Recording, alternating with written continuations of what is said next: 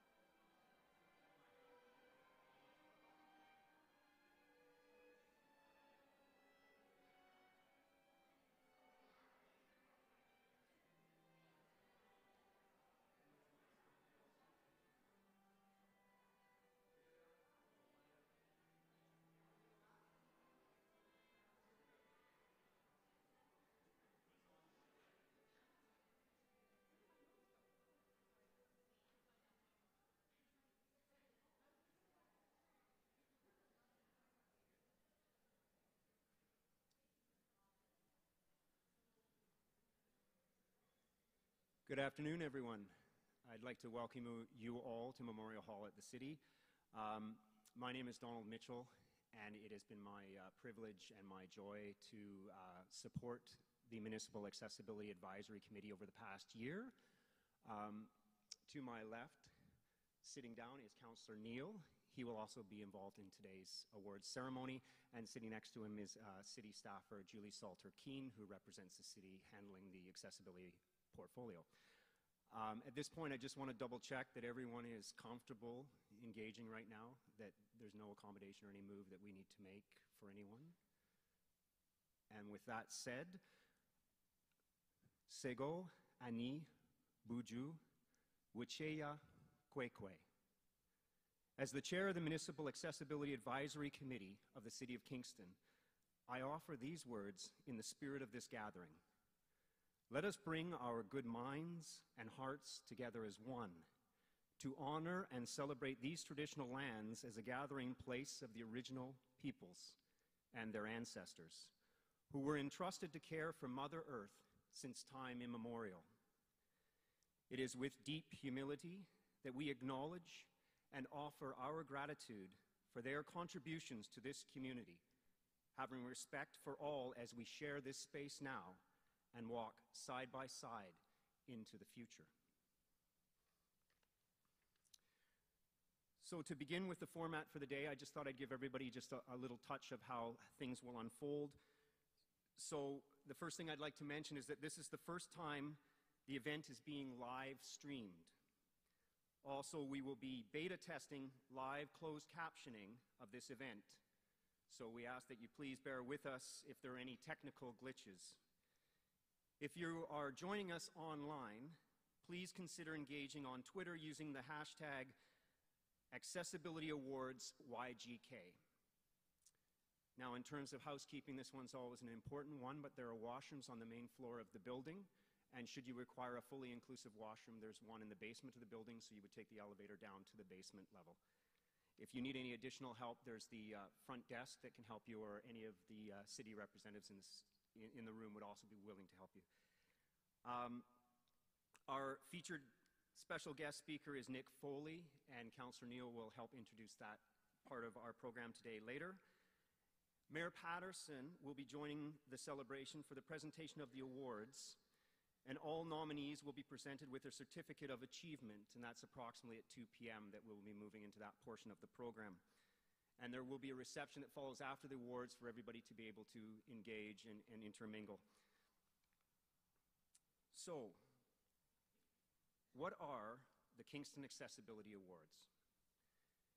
The City of Kingston, in partnership with the Municipal Accessibility Advisory Committee, created this award in 2011 to recognize a person, group, or organization that has made or is making a significant contribution beyond legislated requirements towards improving access for persons with disabilities in Kingston.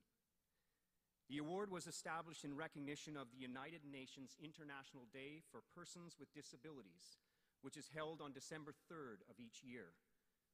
International Day of Persons with Disabilities aims to promote the rights and well-being of persons with disabilities in all spheres of society and development, and to increase awareness on the situation of persons with disability in every aspect of political, social, economic, and cultural life.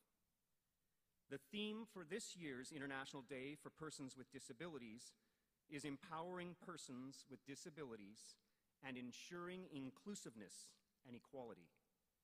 On December 3rd, First Capitol Place was illuminated in recognition of the International Day of Persons with Disabilities.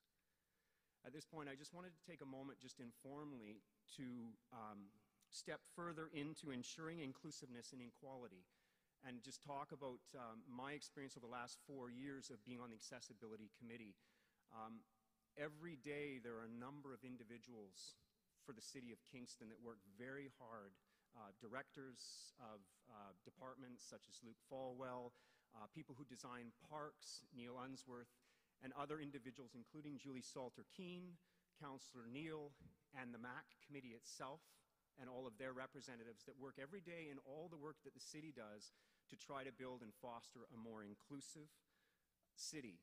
This is provincial legislation, but municipalities basically handle the heavy lifting of a lot of what the provincial legislation does.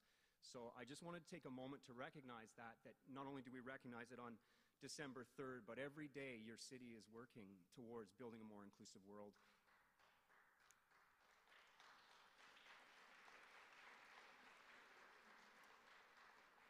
And one step further, everyone in this room is too.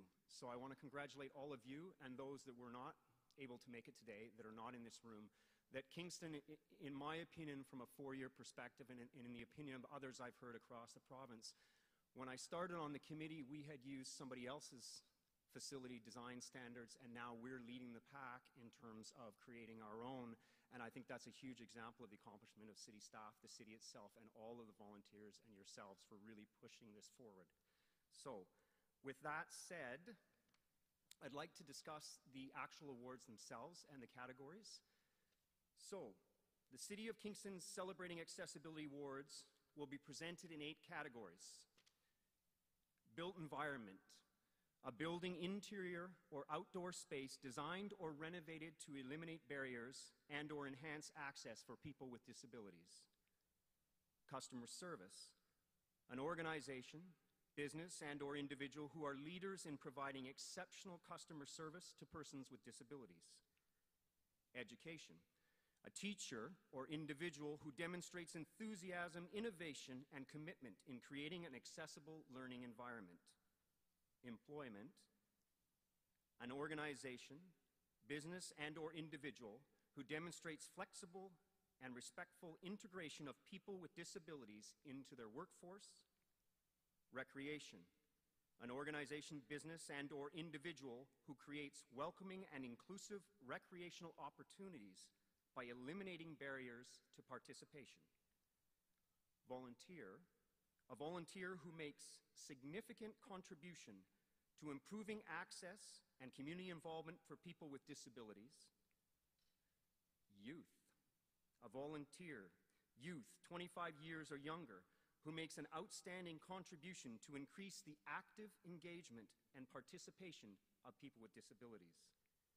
And other activities, achievements, and projects that are not captured in the above categories. At this point, I would like to welcome Councillor Neal, who is our representative and our connection to the City Council, to introduce our keynote speaker.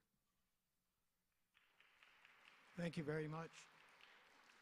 It's with great pleasure that I will introduce Nick Foley.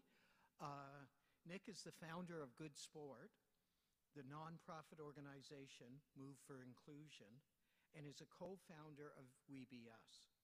These initiatives were designed to perpetuate social good and work to foster a welcoming, inclusive environment for all, locally and globally. Move for Inclusion works alongside post-secondary schools, assisting with the design and implementation of school curriculums based on inclusion. Good Sport is an online character-based education company for athletes. Nick's newest venture, We Be Us, short for We as a Community, can be stronger if all of us work together. Sells socks. For every pair they sell, a new pair is donated to one of their charitable partners across Canada. We Be Us has also started a 20,000 sock day, a day in which companies, schools, and organizations come together to donate socks to shelters across Canada. Nick has had the privilege of speaking all over North America.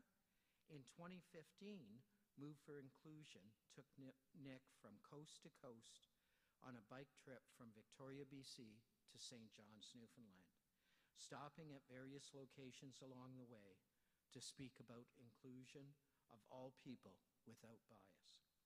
Nick was able to complete his 8,312-kilometer journey on July 25th, 2015, after 95 days on his bike. Over the course of his ride, Nick spoke to thousands of people on the importance of creating a culture of understanding and acceptance, while raising money for charity. Nick is the very proud father of beautiful Bryn and Wells, from whom he has learned more than he ever thought imaginable. They have been and continue to be the greatest teachers in his life. Please give a warm City of Kingston welcome to Nick Foley. Thank you. Great job.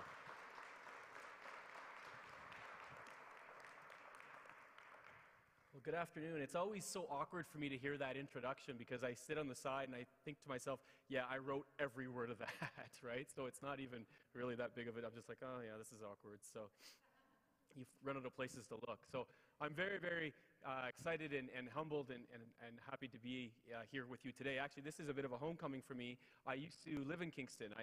Many years ago, in 1997, 1998, I played for the Kingston Frontenacs. Don't look it up. My stats were horrible. But you remember? Thanks, sir. You're the only one, probably. But it was a lot of fun for me. I think I got traded from the Belleville Bulls, the Kingston Frontenacs, for like the equivalent of 2 hockey sticks and a puck bag. And I think Belleville got the better of the deal, and Kingston will probably say the same. But it's really nice for me to be back. I love Kingston. I live in Belleville, and I come up often. And living in Belleville, you'd want to come up often. And it's a good thing for me to be here with you. And I'm humbled by your presence. I'm going to tell you a little bit about my story, and hopefully we'll have a good time doing it. And I just want to say congratulations to everybody who has an award or has been given an award today for your efforts. I really think it's an amazing thing. Kingston is, like Don said, Kingston is leading the way and is a pioneer when it comes to inclusivity of all people without bias, and we have to do more where I come from, and I think Canada and the world has to continue to look at Kingston as the example, and I'm very humbled to be in your presence. So if you can give yourself a round of applause just for taking action, that's really amazing. Yeah. So when I was growing up, I have to admit, I wasn't like the young people in the front row here and the wonderful people in the audience that are taking action. I got to admit, I didn't go outside my comfort zone too often. I used to be a teacher. Many years ago, I had a long career, 6 years, and a big long career, I know. And I decided on my 31st birthday, about 9 years ago, that I needed to make a change in my life, and I needed to start giving every single day. And I'm telling you this story because I want to give you a little backstory before I get into my other story. So this is kind of like a pre-note to the keynote, if you know what I mean, type thing. So, okay. Anyway, so I was one of those people that didn't go outside my comfort zone, and I wanted to start dedicating my life every single day to giving, to making other people's lives better. And on my 31st birthday, as I was brushing my teeth, I thought to myself, I know what I can do. Every single day, I can give for the rest of my life. Now, it sounds like a daunting task, but it really isn't, right? You walk up to someone, you give them a compliment, or you hold the door open for someone, or you smile, like, okay, not like a creep, but you know what I mean, right? You kind of smile, and do that, you're giving. And so I thought, it'll come to me. I don't know how it's going to come to me, but it's going to come to me at some point today. So I want to dedicate my life to giving every single day for the rest of my life. So the morning continues, and I'm in my car. It's just a little car. You can fit it in your pocket, real small, like a Miata type thing. And I'm in this drive-thru, and I'm at the Tim Hortons drive-thru in my hometown just before I'm getting ready to go to work. And it dawned on me, I know what I can do. I can purchase the order of the people behind me. Has anyone ever had that happen to them before? Yeah, so lots of people, right? Makes your day. So I thought to myself, that's what I'm going to do.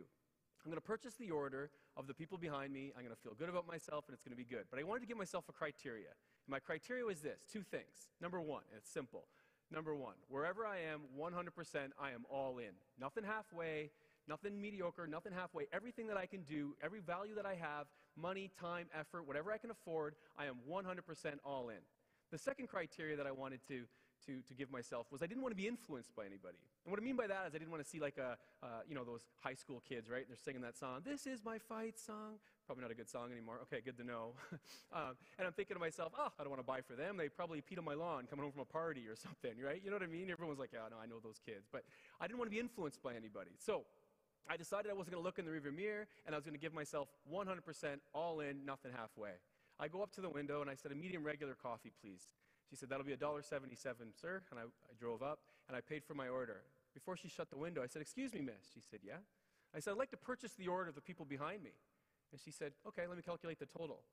Now, a short time elapsed. This should have tipped me off, but it didn't. She opened the window. She said, "Sir," and I looked up. She goes, "You want to pay for the entire order of the people behind you?" And I looked up at her, and I was like, "Yes, miss, the entire order." She said, okay. And a short time elapsed after that. She shut the window, and then she was doing her thing. She opened the window again, and she took out her hand, and she goes, sir, and I looked up. She goes, that'll be $27.85. I went, what? And she looked, she said, well, sir, you said the entire order. I look in the rearview mirror to see who I'm buying for, and I see this big F-150 truck. You know the kind I'm talking about? Like those big work trucks, you know the kind? And in the front row, there's these guys, and they're smoking cigarettes, and I'll tell you why that's pertinent in a second. And they got these big beards. And the back row, same thing, and that little person on my shoulder said, you also said 100%. I was like, I know what I said. So I looked at the young lady, and I said, looks like I'm paying Visa, miss. So I paid for the order. Now, I'm going to let you in a little secret. I'm an awkward man. You're probably thinking that's not a secret, sir. But when I'm up here, I feel comfortable at home. I feel at ease. I feel like I'm in my element.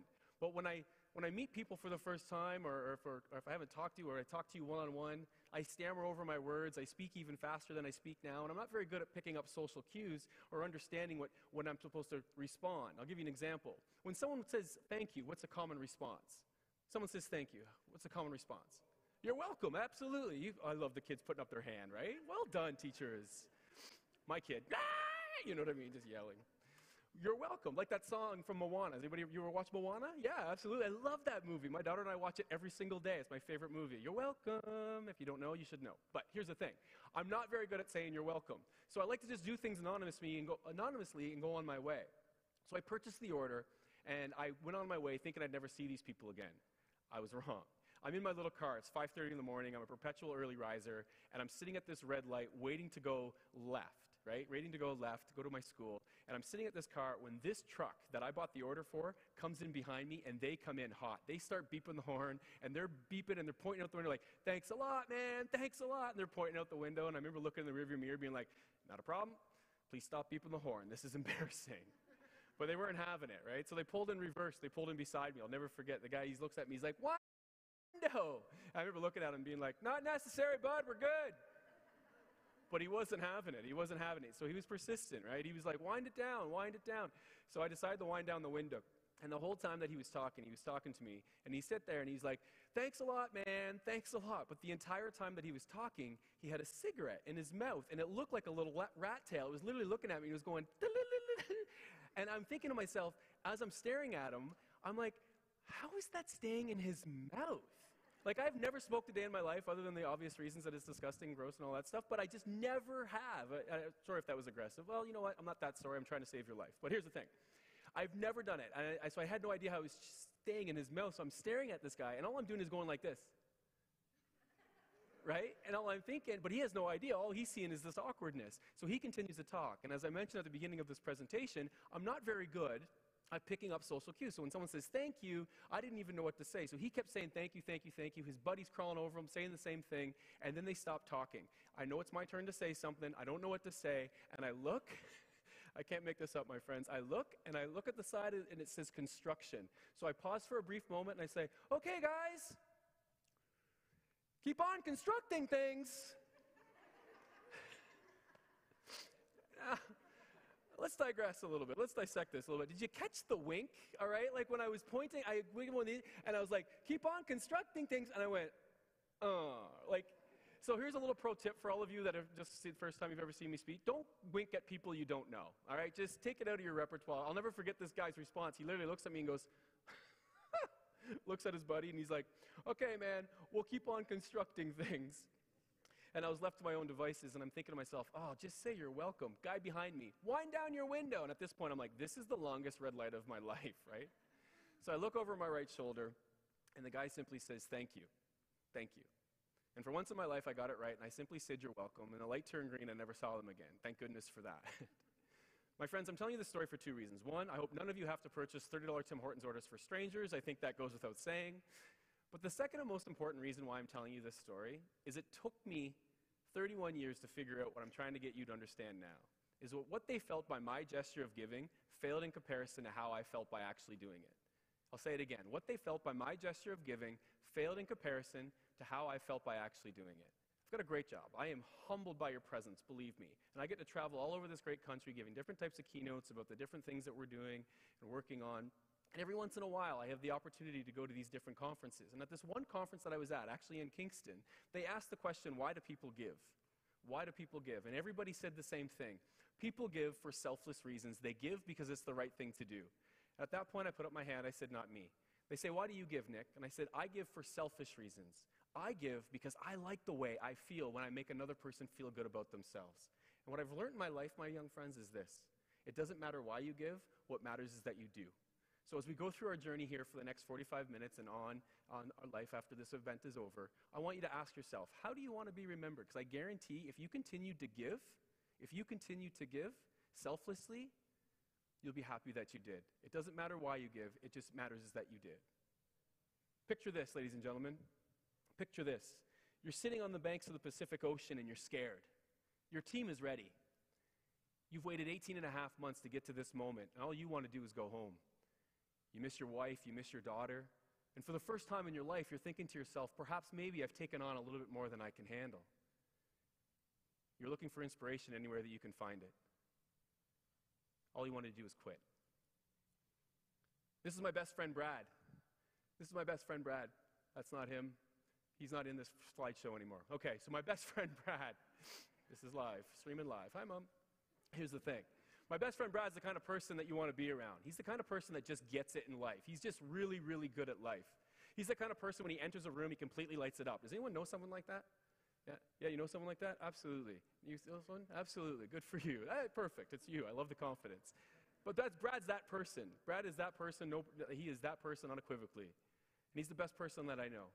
Brad and I played 4 years in the OHL against each other. We played 4 years at St. Mary's University. And I realized as I grew up with Brad, as we were growing through our life, he was well above me when it came to intellect, when it came to wondering what we wanted to do with our existence. He just got it. So I asked Brad one day, I said, Brad, what's your story, man? And he paused for a second. He goes, what do you mean, Nick? I said, you're just really good at life. What's your story? And he asked me this question I'll never forget. He goes, how do you want to be remembered? I said, I don't know. At the time, I was a senior at university and I never really thought about it. So I paused for a moment and I said, well, one day I'd like to be remembered as a good guy. He said, well, that's the difference between you and I. He said, every single day when I wake up in the morning, I ask myself, how do I want to be remembered today? When I go to the rink for practice, when I go to a game, when I go to a class, a party, any room that I enter, I ask myself, how do I want to be remembered? And he continued. He said, so often in our life, we devalue the person we are now in favor of the person we one day hope to become. You want to be a good person? I said, yeah. He said, start today. It was some of the greatest advice I've ever received. Unfortunately, a year after that, Brad gave me that advice. He died. He passed away. And I never got a chance to thank my best friend for sharing with me that ideology. So my friends, as we go through our journey together over the next 45 minutes or an hour, whatever the case may be, and as we walk out of this great, beautiful facility, I want you to ask yourself, how do you want to be remembered? Because I guarantee if you continue to ask yourself, how do you want to be remembered? The actions you take will always reflect the answer you give. How do you want to be remembered? I'm very fortunate. I have a beautiful daughter. My PowerPoint's not really working well, but I have my beautiful daughter there. You can see her on the right. I'm very, very fortunate. I'm very fortunate. When my wife told me that we were going to have a baby, I was scared. I was scared, but I was happy, but I was scared. The thing is, I wasn't happy. I wasn't scared about making sure that my daughter had a roof over her head or clothing on her back or food in her belly. You know what I was scared of more so than anything? Bathing her. Kids are greasy. They are slippery when they're wet. There are some of the parents in here being like, yep, I know that for a fact, Mr. Falwell. Anyway, so I continue. But shortly after Bryn was born, I had a contractual obligation to fly to New York City. It's the only time in my life I didn't really enjoy my job. It's the only time in my life I really didn't want to do what I do for a living. My wife was great about it. She said, don't worry about it. You're going to be gone for less than 24 hours. It's going to be fine. Don't worry about it. We've got this. And so what happened to me in New York changed my life and is why I'm here talking to you today. So I flew in, I spoke at night, and I spoke in the morning. And as I was waiting for the car service to take me back to the airport, I overheard a conversation between two men that set me on this journey. Two men. Now, before I tell you what I heard, I'm going to preface this with this. I don't use this kind of language to describe anything in my life. And because I respect you and I respect the venue and the place that I'm at and everybody here, I'm going to paraphrase it.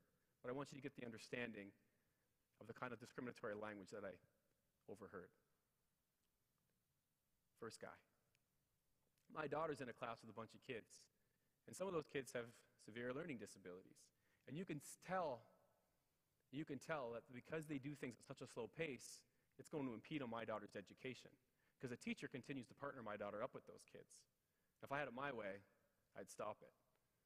He went on and on and on. I thought the guy that he was talking to would have said the exact same thing that every single person in this room would have said, and said, perhaps maybe you should change the subject because clearly you have no idea what you're talking about. And as I was waiting for that, I was upset when I didn't hear it, because what I heard was this. I hear you, man. My daughter's in a class with a bunch of kids, and some of those kids use aids and walkers and different things to get around. And the teacher continues to partner my daughter up with those kids, and because they do things at such a different pace, I honestly think it's going to impede. I would do the same thing that you did, he said. Now I thought, I don't know if you've ever been so mad at something you start to sweat a little bit. Has anybody ever had that experience? You start to sweat and it gets kind of, and I'm thinking to myself, I got to get out of here. I got to get out of here. So I paid for the bill and I stood outside in the rain. See, what they didn't understand, my young friends, was this. What they didn't realize that sitting within earshot of their conversation sat a man who became the proud father of a beautiful baby girl who has the ability to make me a better man simply by being alive. Like literally the best, like as soon as she was born, I instantly became better. I instantly became better, as well as my son as well. What they didn't realize, what they didn't understand is that sitting within earshot of their conversation sat a man who became the proud father of a beautiful baby girl who has the ability to make me smile simply by entering a room. I think most parents would echo the same sentiment. Literally the best part of my day is when I can get home in time, my daughter comes around the corner, Bryn, she's just like, Daddy! It's a lot cuter when a kid does it, right? She's like, it's coming in hot. What they didn't realize, what they didn't understand, is that sitting within earshot of their conversation sat a man who became the proud father of a beautiful baby girl who has the ability to make me cry simply by smiling. I'll never forget the first time I ever saw my daughter smile. I was changing her diaper, came home from a business trip, and I was changing her diaper, and she smiled at me, and I immediately started to cry. I yelled for her mom, and I'm like, Brooke, get in here! She comes running in, thinking I dropped her again. That's a different story. Yeah. And I was like, she's smiling. Brooke looked at me. She's on maternity at the time. She goes, they do that. What they didn't understand, what they didn't realize, that sitting within earshot of their conversation sat a man who became the proud father of a beautiful baby girl who has the ability to do all those things, and shortly after she was born, identified with the condition known as Down syndrome. So you can imagine how I felt when I heard deplorable and discriminatory words to describe little kids. You could imagine how I felt. I got to give you full disclosure. I don't know how many speeches I do a year. I'm on the road a lot. And I got to say, up until recently, I used to say my daughter was diagnosed with the condition known as Down syndrome. Now, most of us know the connotative meaning for diagnosis would be insinuate like a person is sick or ill. Bryn's not sick. She's not ill. She's funny. She's loving. She's empathetic. She's energetic. She's beautiful. She's annoying. What 6-year-old isn't? And her, along with my son, are the best part of my life, the best part of my day. Having DS is a part of her life, but it doesn't define who she is. But it was at that moment that I knew I had to do something. And as I was flying back to Canada, I realized that I had to do something. And so I was really excited about it. And I thought, this is what I'm going to do. I'm going to start this nonprofit, and I'll talk about that in a moment. But I was really, really excited. And I thought, what I'm going to do is I'm going to ride across the country. I'm going to get on my bike in Victoria, BC, all the way to St. John's, Newfoundland. It's going to be great. I'm going to stop every other day talking about inclusion, acceptance of all people without bias. All people without bias. I don't know if you've ever been so excited about something you want to tell your friend. You know what I mean? Have you ever done that? I'm sure most of you have. You're all doers here. So I was really, really excited, and I went to one of my best friends, Ben. We're sitting on the bike at the YMCA, just kind of doing our workout before work. I said to Ben, I go, this is what I want to do, man. And I was talking to him about it, and I said, I'm going to ride all across the country. It's going to be great, stopping every other day. 8,321 kilometers, 95 days, 85 riding days. I'll never forget, he paused for a second. He goes, hey, man, you know I love you, right? And I said, sure. He goes, we've been best friends since, we were born on the same day. And I said, yeah. And he goes, I got a couple questions for you, though. And I said, sure, what are they? He said, I have never in my life seen you ride a bike, let alone own a bike. How are you going to do this? And I remember responding and thinking to myself, and check this out, you probably already know this. In life, if your why in life is big enough, your how every single time will show up. If your why in life is big enough, your how every single time will show up. And want to know how I know you know this? Is because I'm standing at an awards ceremony. And all of you started to do things that are unbiased and inclusive, without bias. Not to get awards, but because it's the right thing to do. Because we are here together. Here's what I've learned in my life, is that the only thing that stands in the way of a barrier-free existence is attitude. The only thing that stands in the way of a barrier-free existence is attitude. And I'm humbled by your presence for being here. And it was at that moment that I realized if your why is big enough, your how will show up. So I had to figure out how to get a bike. And so what I did is I wrote a well-versed letter and I gave it to a bike shop owner. Really awkward exchange. I remember giving it to him. He looked at me and he's like, excuse me, you want me to read this bike or this letter in front of you? And I said, yes, sir, I do. And he says, why? And in my head, I'm thinking to myself, because I don't want to give you the easy way out. You don't know me, and I don't want you to text me or phone me or email me and say, there's no chance I'm giving you this free bike. So the exchange went similar to this. He looked at me, he looked down at the bike. He looked at me and he goes, let me get this straight, young man. I said, yes. He goes, you want me to give you a free bike? I said, yes, sir. And I go, that one over there. And he says, yes, the most expensive one in my shop. I see that. And you're going to ride it 8,321 kilometers talking about inclusion and acceptance of all people without bias. And I said, yes, sir, I do. He said, I got to ask you a couple questions. He's like, and you want me to do this? Or you want me to give you this free bike? And you have zero riding experience? And I looked at him and he goes, do you honestly think this is a good business investment for me? And I remember thinking to myself, if your why in life is big enough, your how will show up. So what did I do? I paused, I took a deep breath, I looked him right in the eye and lied right to his face and said, yes, sir, I do. Then he paused for a second. And he said, so do I. Come back tomorrow and I'll give you the bike. Now you're probably thinking, wow, you must have been excited about that. No, exact opposite. I walked out of there and was like, oh, now I have to do it. But what I learned is what I said. If your why in life is big enough, your how every single time will show up. And I look for inspiration anywhere that I can find it. I find it in you. I found it in my daughter. I found it in the great work that we do as different organizations that we've been able to start. And I found it on the internet when I came across a story of a guy named Cliff Young. And in 1981, at 67 years old, Cliff Young, who was a shepherd at the time, decided he was going to run arguably the longest race on the planet, 900 kilometers from Melbourne to Sydney. He walked up to the race official. He walked up to the race official and he said, excuse me, ma'am, I'd like to join the race. She laughed at him.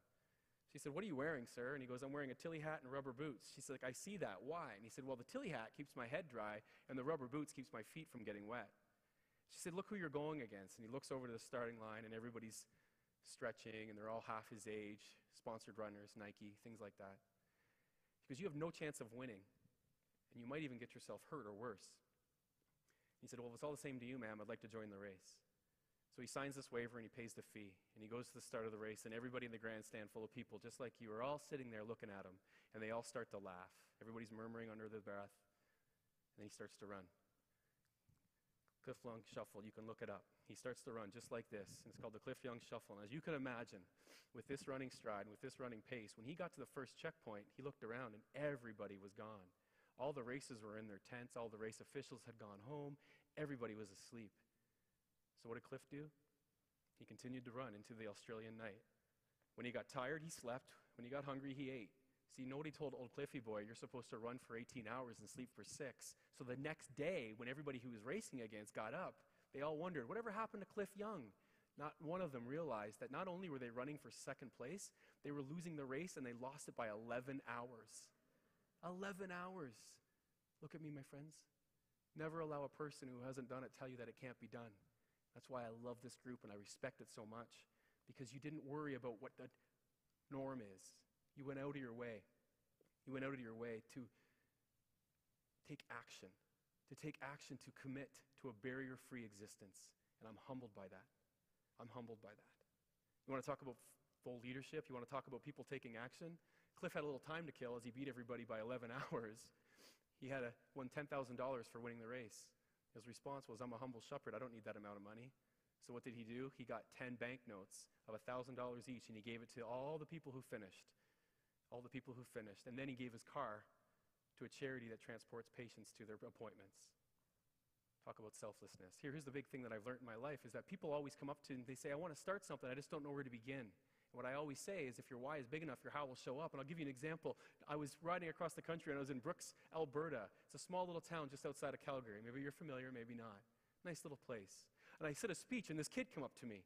He was like grade 7, but he was short for his age. He was just full of life, big glasses. He goes, Mr. Foley, sir.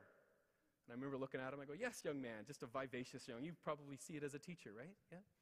And so I'm looking at him and he looks at me and he goes, I really liked your speech, sir, but I got a few questions for you. And I said, sure, what are the questions, young man? He goes, where does all the money go that people donate to you on this ride? And I said, well, all the money goes to charity, inclusion charities for kids.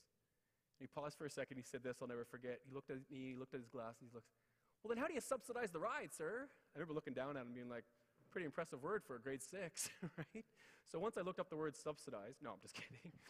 I said, well, that's done through sponsorships and things like that. Then he paused. Check this out. He paused. If you don't think you're leaving an impact in this world, think of this story. It's not what you do, it's the fact that you're doing it. It's not how big the gesture, it's the fact that you're taking that step to do it. He paused for a second, and he put his hand in his pocket, and he took it out.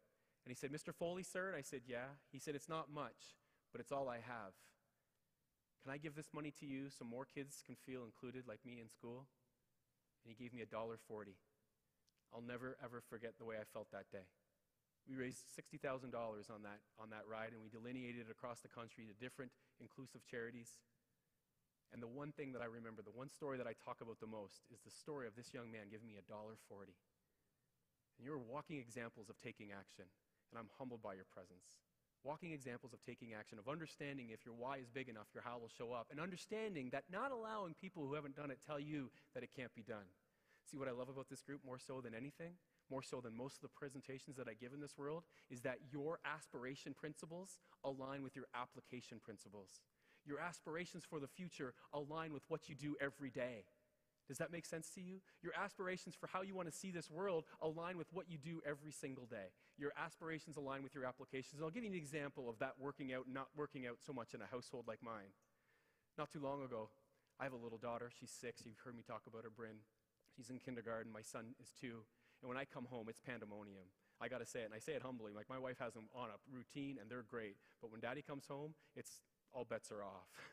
And I come home, and they're walking around the corner all the time. They're all just like I said, right? Daddy, Daddy. And they're so excited to see me, and I'm really relevant in their life right now, and I love it. Only this time, about 3 weeks ago, I walk into my house. I walk into my house, and I look around. Crickets. Nobody's saying anything, Julie. Not one person is coming up to me and saying hello. So I take off my stuff, and I walk into the living room, and my young daughter is sitting on the living room like this, and she's sitting on the couch. I look at my wife, and I said, hey, what's going on? Bryn looks at me, she goes, hi, Dad. I said, hi, Bryn. What's going on? Brooke goes, my wife goes, you should read her book. So we have a little book where we go back and forth with the teachers and stuff at our kindergarten class, right? How was Bryn's day? They let us know how it goes. Bryn was really, really upset. Are your aspiration principles aligning with your application principles? So I go and I look at this book, and the book reads this. Bryn was having a good day at school, but she used the F word. Okay? I know, sorry kids, I'm not going to say it. She used the F words. Okay. I know. That's all right, it's part of the gig.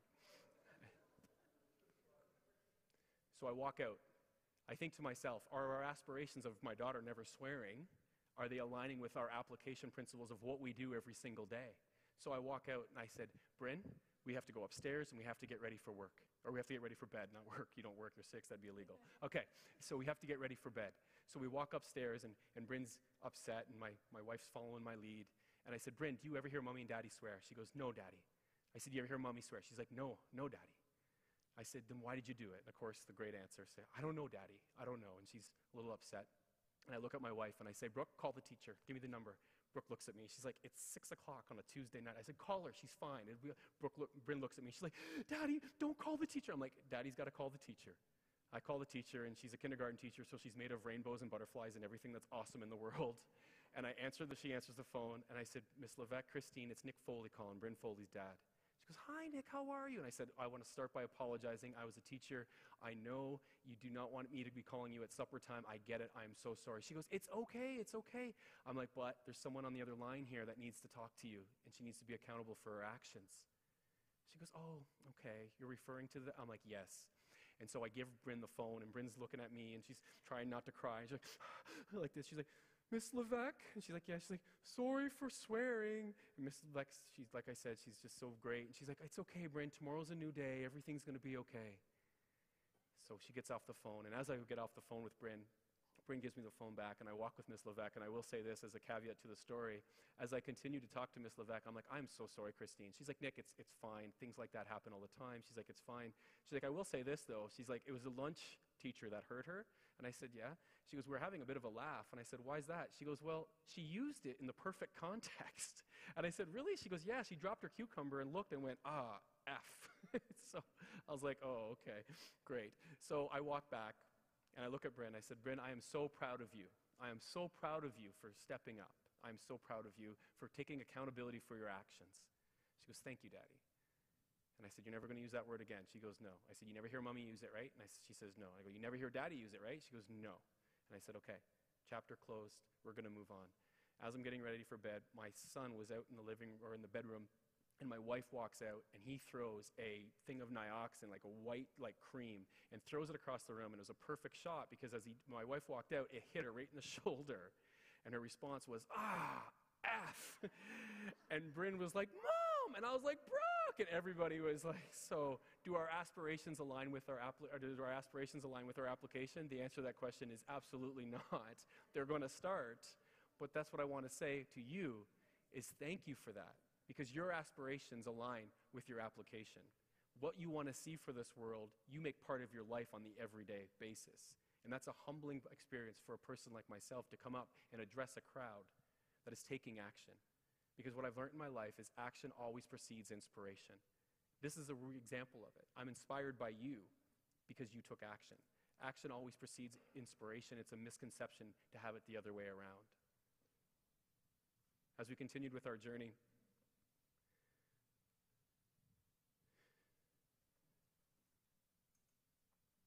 so I want you to picture this. You're sitting on the banks of the Pacific Ocean and you're scared. Your team is ready. You've waited 18 and a half months to get to this moment, and all you want to do is go home. All you want to do is quit. And you're thinking to yourself for the first time, maybe you've taken off a little bit more than you can handle. But you decide that you're going to take action, because action always precedes inspiration. And so you count back from 3 off the log, and you go up to mile 0 where this picture was taken. And you're hoping by action, inspiration is going to follow. So you go 3, 2, 1, and you start to move. And as you start to walk up the stairs that lead down to Victoria Harbor, the Pacific Ocean, you come across this guy, and he's on this bike. He's on this bike, and he's got this big satchel, and he looks like he's riding to work. And he pauses in front of me as I'm sitting there with my bike garb, and he says, hey, man, where are you heading? And I said, I'm getting ready to ride across the country. I'm getting ready to ride to Newfoundland. And he paused for a second. He goes, wow, I did that in 2003. And I thought to myself, my goodness, are you serious, sir? And he goes, absolutely. I said, this is the inspiration that I'm looking for. I said, do you have any advice? And he says, yeah, I have some advice. He said, ride for tomorrow. He said, it's a journey. It's not a sprint. Ride for tomorrow. You'll be happy that you did. Conserve energy. Ride for tomorrow. And I know that he was telling me literally, but I decided to look at it metaphorically. Every time that I was pushing my pedal stroke towards the east, I was doing my part to make this world that much more inclusive. So I was riding for tomorrow. I'm feeling pretty excited about it. I'm feeling really on point, and I'm thinking, this is going to be great. And so I continued to walk up to where this picture was taken to commemorate the start of the ride, and all of a sudden, this cop car comes by me, and he stops in front of me. He looks at me and goes, hey, young man, where are you heading? I said, I'm getting ready to ride across the country, sir. And he looks at me and he goes, cool, I did that in 2007. At this point, I'm like, who hasn't done this? Kind of dejected, but then he responded, and he stopped for a second. I said, do you have any advice, sir? And he goes, it's not so much advice. It's not so much advice, but it's what I've learned. And he paused and he said this. He said, there's nothing in the world that can equate for the potential of the human spirit. On your journey, you're going to see unbelievable examples of potential and unbelievable examples of human spirit. And you know what? He was right. He was right. Because 95 days after that picture was taken, we arrived in St. John's, Newfoundland, on the banks of the Atlantic Ocean. And as we continue our journey, as we continue the Move for Inclusion journey and the things that we're doing as an organization, I am reminded by the unbelievable examples of potential and human spirit by the people like yourself in this room today, now. And I got to say, for Move for Inclusion, I was looking at the program for today. What Move for Inclusion is now, and it's a question that I always get, is what do you do now? And what we do is we work with colleges to help design curriculum. And so we design curriculum for usually health and fitness, leisure, things like that. And then we provide free programs, free inclusive programs for kids living with different types of physical and cognitive exceptionalities. And they do these programs for free. So it's really great for me because my daughter's in the program, and she has no idea that I'm behind it. And I love that part about it. Every time we drive by the college in Loyalist, she's like, Daddy, are we going to go to inclusion? She has no concept of time. And so I'm always, yeah, in a few months. what's funny about that, not funny, but what's really interesting about it is we're just starting it in St. Lawrence College. And I noticed that on the pamphlet that St. Lawrence is getting recognized for their great work. With everybody here is doing a great thing, but I have such an affinity because St. Lawrence is doing such a great thing. We start that in February if all things go right. It's about taking action. About taking action. A couple more stories. How much time do we have? I kind of lost track of time. You just tell me, and I can do this all day, Julie. We're 10? Okay. One of the big things, I'll tell two more stories and we'll go from there. One of the big things that I always talk to people is about taking action and not being afraid to overcome self-doubt, not being afraid to embrace that self-doubt feeling. See, when you have that nervous feeling about something you're about to embark on, I always tell people, and I know you felt it when you are making a difference in this world, is to embrace that nervous feeling, embrace that self-doubt feeling, because that just means, check this out, that just means that what you're about to embark on, you care about. I'll give you an example. I'm wearing this microphone here. I'm wearing this headset here, and it brings back memories, kind of triggers me a little bit, and here's why. When I was speaking one time in Saskatchewan, I was backstage, and I was looking at this young woman who was reading my bio. She was reading my bio, and she's looking at me, and I'm looking at her, and we're back and forth, and I'm just kind of looking at her like, and she's looking at me like, I don't know what she's doing. Like, she's just looking at me awkwardly, and I didn't know what to say. I didn't know how to respond. And so I continued, and she just kind of went, and she did her thing, and I walked on stage. Now, when I walked on stage, everybody looked at me at this conference in Saskatchewan like this. They're all staring at me like, and I'm thinking to myself, I haven't even opened my mouth. Why are they so mad at me here in this beautiful little province? I don't even know why they're mad. After about 15 or 20 minutes, they came back and the presentation went off. After the presentation was done, a crowd of people came up to say hello. And this young woman came up to me. She goes, "Sir, I got a question for you." I said, "Sure." She goes, "What does no I can't, yes I can, no I can't, yes I can, no I can't, yes I can mean?" And I said, "I don't know how you possibly know that, miss, but that's what I do before all my speeches. It's a little person that I personify on my shoulder. And every time I do it before a speech, I say, no, I can't, yes, I can, no, I can't. And I push them off my shoulder, and I step on them, and I walk out." And I said, "But how could you possibly know that?" She goes, "Sir, I don't know if you know it, but the entire time you had your mic set, your headset on." She's like, "Yeah." I go, "Yeah." She goes, "It was on, and we heard everything." She starts walking away, and I'll never forget. She pauses. She goes, "Sir?" I go, "Yeah." She goes, "When you get off the plane, do not forget to pick up your milk. The wife sounded really mad when you were talking about it today." And I'm thinking, oh my goodness, did I go to the washroom? Here's the thing. One of the things as teachers here in the audience, any teachers in the audience, here's the thing. I know when I was the most nervous was when was Labor Day weekend. It was the Monday going into the Tuesday, because I knew no matter how unready I was, they were coming no matter what.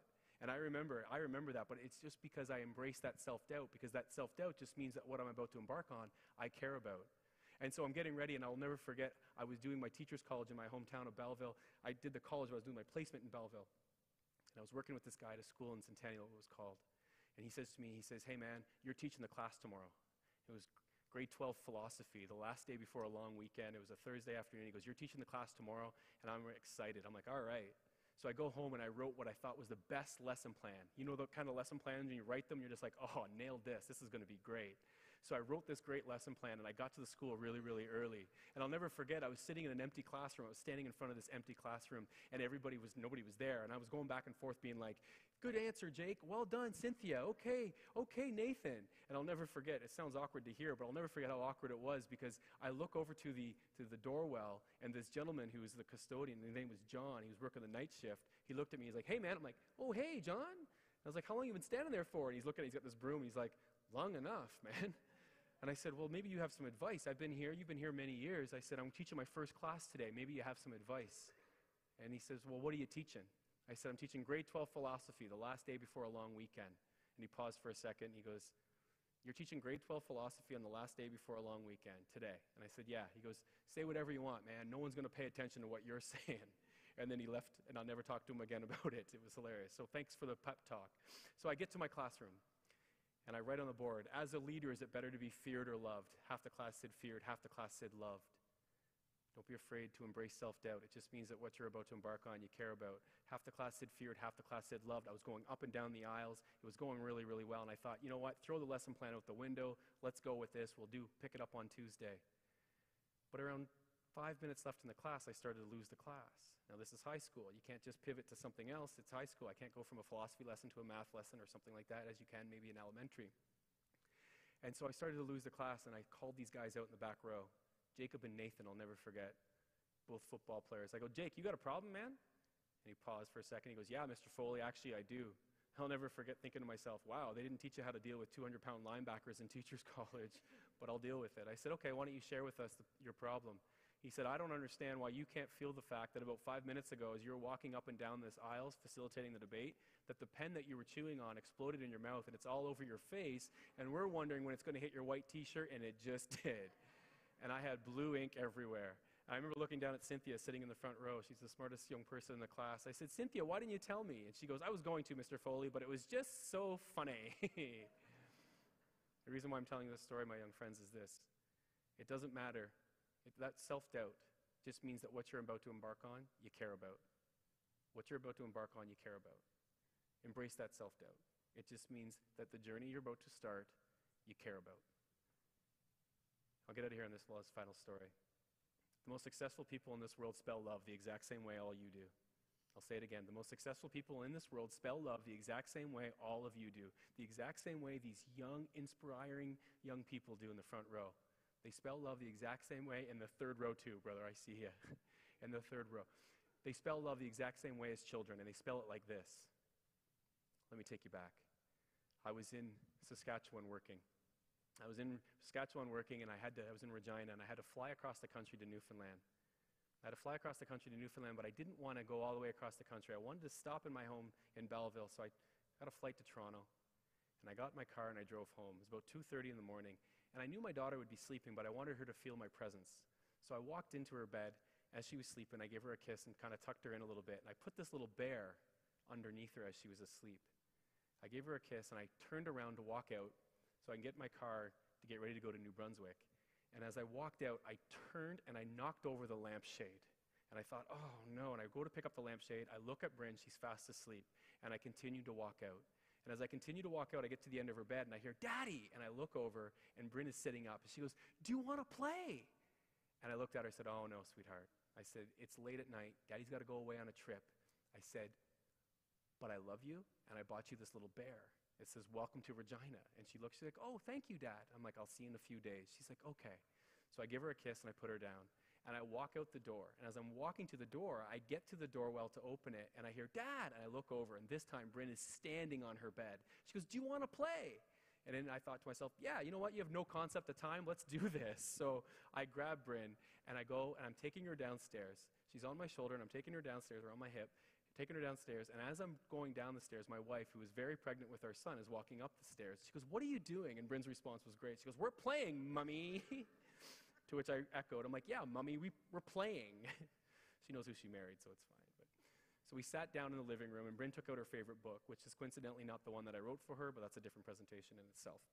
So she sits on my thigh, and I'm reading the first book, or the first page of the book, and I look down, and Bryn's asleep. Bryn's asleep as I thought she would be. And I take her back up, I give her a kiss, and I tuck her in. I'm driving to New Brunswick. I'm driving to the airport to fly to New Brunswick, and it dawned on me. The most successful people in this world spell love the exact same way all you do. They spell love the exact same way all children do. And they spell it Time.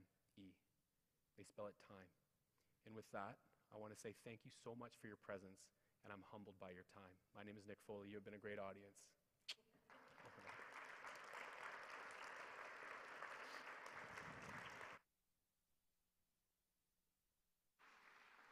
Thank you very much, Nick. I think we have time for just a couple of questions and answers, if anybody has any questions for Nick.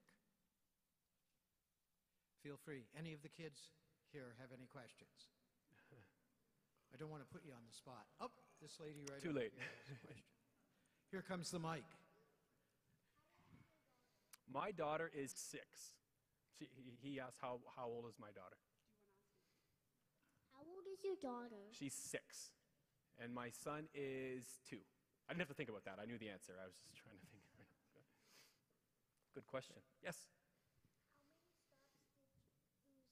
How many stops did you do when you were riding? When I was around, that was a great question. We were 95 days. We did about 43 different stops. Yeah, so every other day we stopped. Yeah? No, I don't even own a bike anymore. That's a good question. So yes, do you still ride a bike?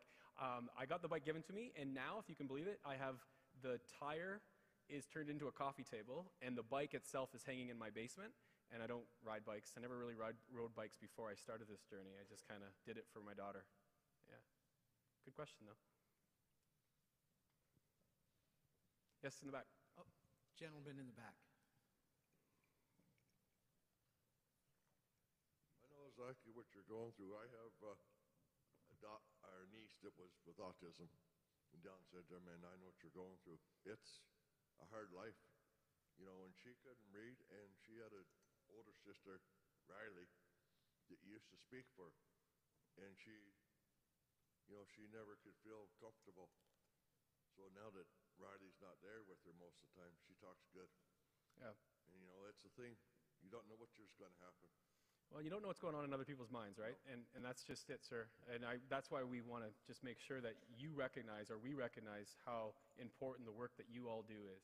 It really is. And it's just such selfless, you know, it's just such selfless acts. I'm so happy that we have these kind of, you know, awards ceremonies to recognize your greatness. I think we have one more question in the front here. No? Oh, you were just waving. No worries. No problem. Well, thank you very much, folks, for your time. It was a privilege to be in front of you. Thank you. Thank you. Thank you very much. It's now my pleasure to introduce the person who will take over the awards, my friend and colleague for 8 years, the Mayor of Kingston, Brian Patterson. Thank you.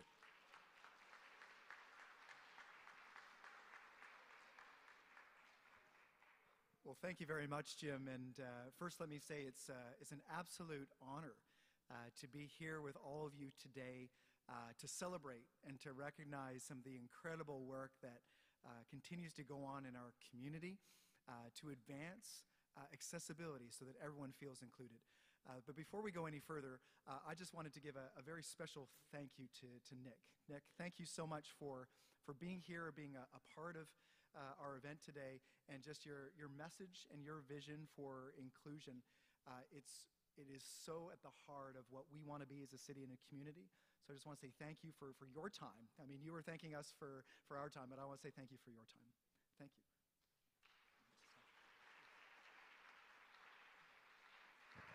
Thank you, sir. Congratulations on the re-election. Yeah, absolutely.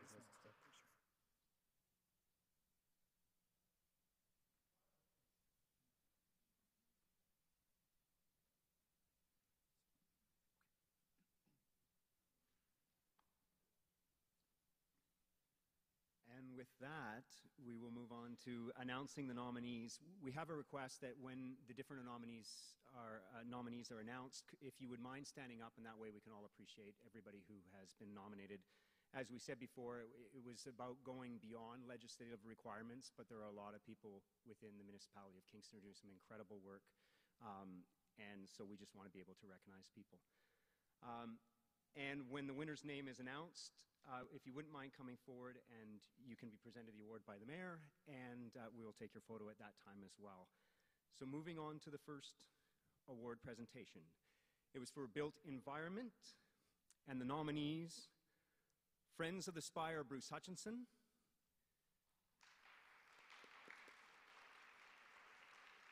Queen's University Brant House and David C. Smith House Residences;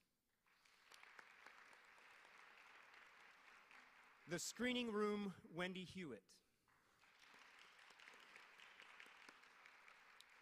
The winner of the Built Environment category has renovated and expanded this venue to 3 fully accessible and intimate theaters, with automatic doors, elevators, with braille on signage, lower counters in the ticket and refreshment area, handrails on stairs, and open spaces in the theaters.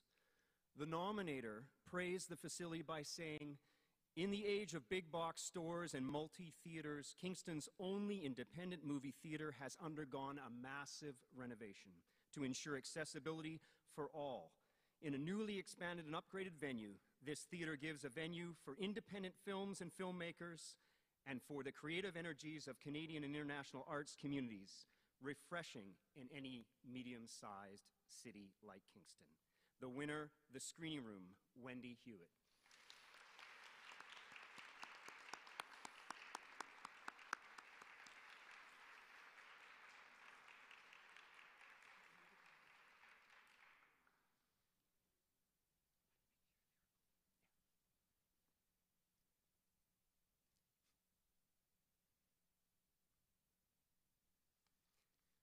For the customer service category, the nominees: Kingston Coffee House,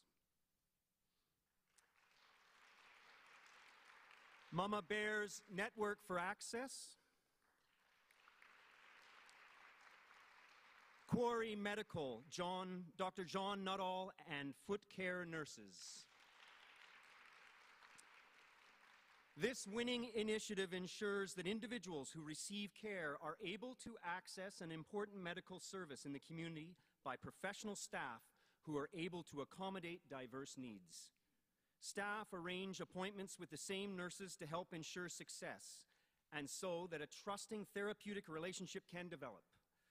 Additionally, they set up the environment, regardless of how challenging it may be, for that person to attend in comfort. This is the difference between having foot care or not for individuals who require this medically.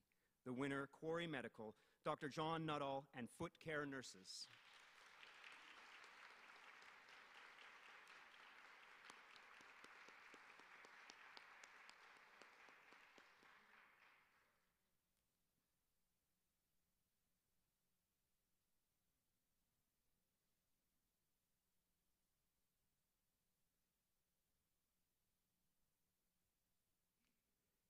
In the category of education, the nominees: Hart Center of Mixed Abilities Artist Educator Training Program,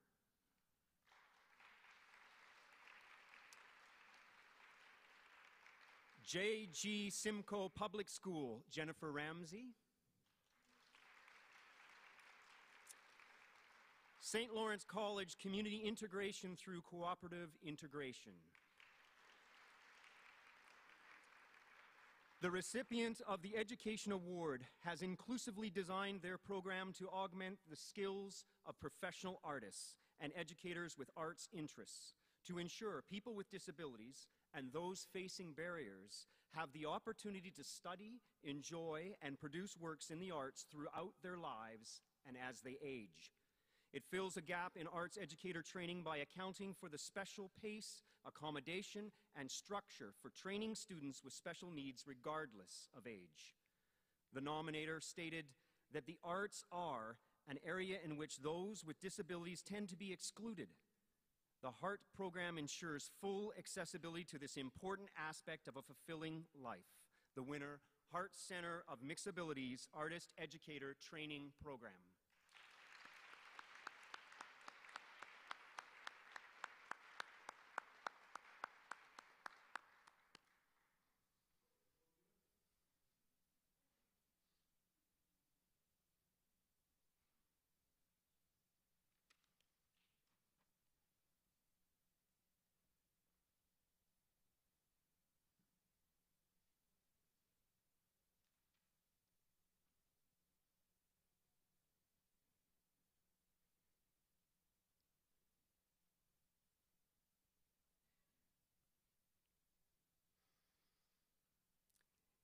In the category of employment, nominees Pita Pit, Alex DeRoche.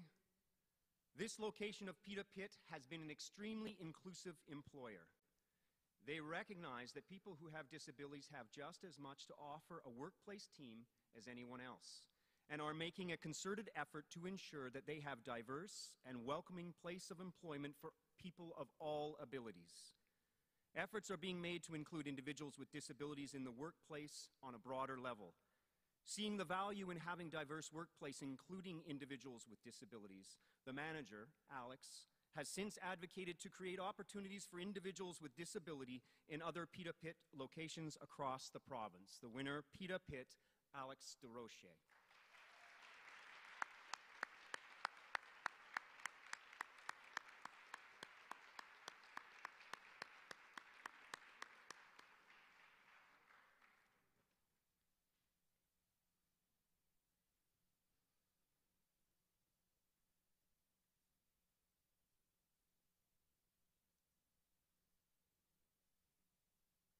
In the category of recreation, the nominees: Kingston Archery Club, Kingston Circus Arts, Accessible Circus for Everyone, Aaron Ball.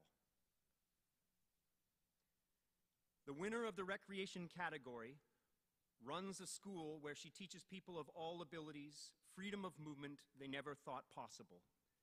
This recipient defines her work through inclusivity and empowerment.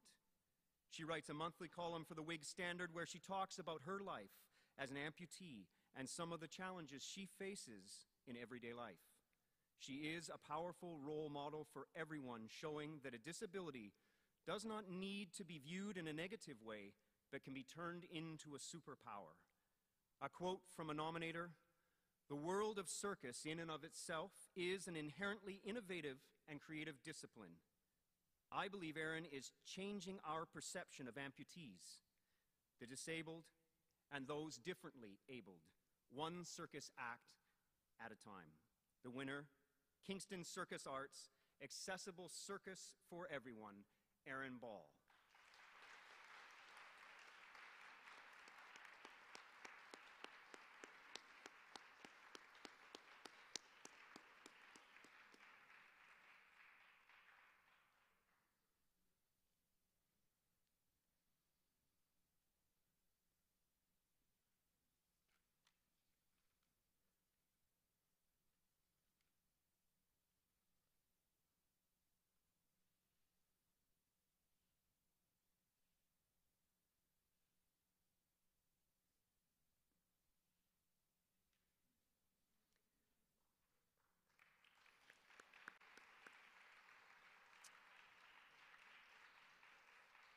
In the category of volunteers, the nominees: Able Sail Kingston Volunteers, Colin Duncan, John Curtis, Mark Rosenberg, Ryan Moore, Gord Crothers.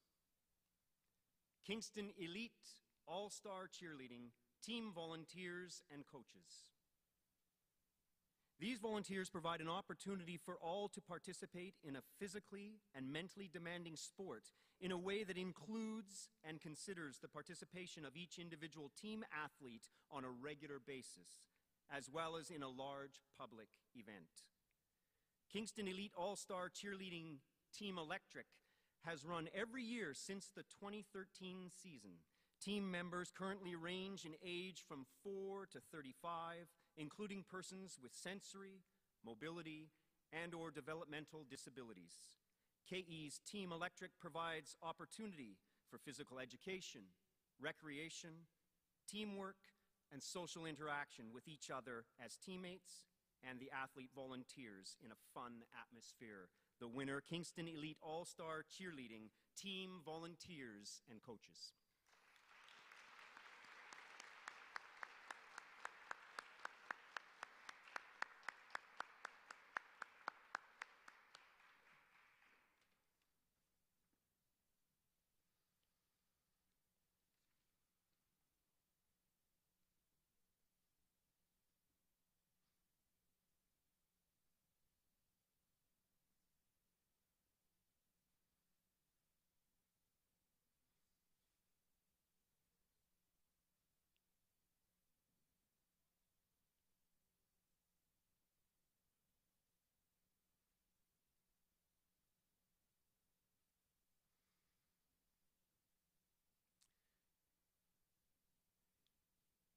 In the category of youth, nominees: St. Martha Catholic School Stopgap School Project.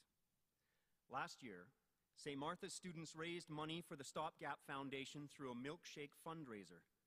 This year, they're getting even more involved in this initiative that raises awareness about barriers in our built environment and provides ramps to local businesses. On October 11th, 30 students spent the afternoon speaking with local businesses in the downtown Kingston area to share what they've learned and to spread awareness for this initiative. It was awesome to see the kids. Aaron Hellenati of Kingston Olive Oil Company, which is found in a heritage building on Brock Street, said, "Our entrance is such a little step, but it makes such a huge difference for people with accessibility needs. Being an historic building, it's hard to do any kind of construction around it. So having a temporary ramp is awesome. Part of our story is the experience of coming in and tasting stuff. So to have people so easily able to come in now who may have had problems coming in before is a huge opportunity. The winner, St. Martha's Catholic School Stopgap School Project.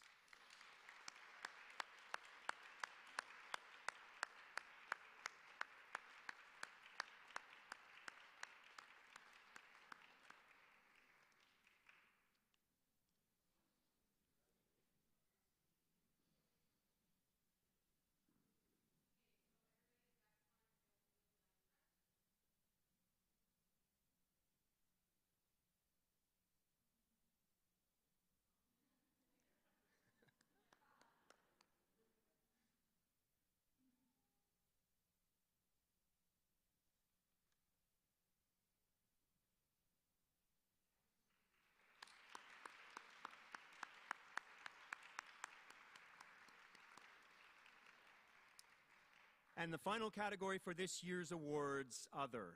Nominees, Downtown Kingston, Rotary Comfort Zones at Santa Claus Parade. In the fall of 2017, the Mama Bears had a dream of making the downtown Kingston Santa Claus Parade more accessible, to remove barriers to participation for individuals with disabilities. This would be a first for Kingston, and one of only a handful of parades offering this option. With the leadership of Alex Amodio at downtown Kingston, Rotary Comfort Zones became a reality. These Rotary Comfort Zones create a dedicated, accessible space for families to enjoy the parade and more accessible parking close to the Rotary Comfort Zones. Both aspects of this initiative were a huge success. The winner, downtown Kingston, Rotary Comfort Zones at the Santa Claus Parade.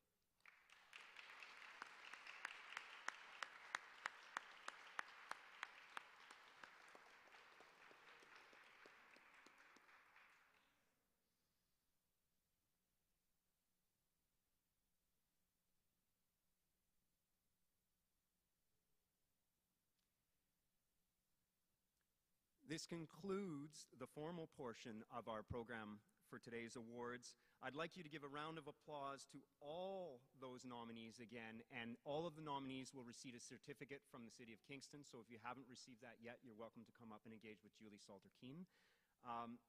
The other thing is we'd like to get a photograph, as we have every year, of all the winners, so if all the winners could come back up for one group photo. And finally, I want to thank you all from the bottom of our hearts, of the City of Kingston and all the representatives, volunteer and staff and otherwise, for coming today and supporting this initiative, and I hope that you all go out and continue to do great work in the community. Now we can have an informal engagement, chat and talk afterwards, and thank you all once again for coming today.